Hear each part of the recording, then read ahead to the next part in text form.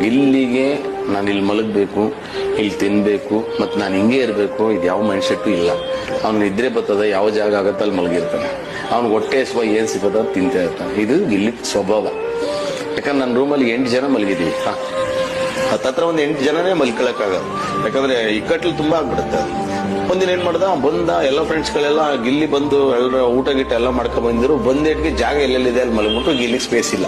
ಸೀದಾ ಚಾಪ ಮತ್ತೆ ಒಂದ್ ದಿನ ತಗೊಂಡ ಸೀದಾ ಹೊರಗಡೆ ಹೋದ, ಟೆರೆಸ್ ಮೇಲೆ ಹೋಗಿ ಮಲಗಿದ್ದಾನೆ. ಒಂದ್ 3 ಗಂಟೆ 3:30 ಬಂದ ಅವನು. ಅಷ್ಟೊತ್ತಿಗೆ ನಾನು ಹೋಗ್ದೆ, ಎಲ್ಲೆಲ್ಲ ಎದ್ವಿ, ಎಲ್ಲ ಇವರೆಲ್ಲ ಮಲಗಿದ್ರು. ನಾನ್ ಬೆಳಿಗ್ಗೆ ಎದ್ದಷ್ಟು ನೋಡೋಷ್ಟರಲ್ಲಿ ಕನಿಷ್ಠ ಪಕ್ಷ ಒಂದು 8 or 9 ಗಂಟೆ ಆಗಿದೆ. ಅಷ್ಟರಲ್ಲಿ ಸೂರ್ಯ ತುಂಬಾ ಬಿಸಿ ಬಂದಿರ್ತಾನೆ.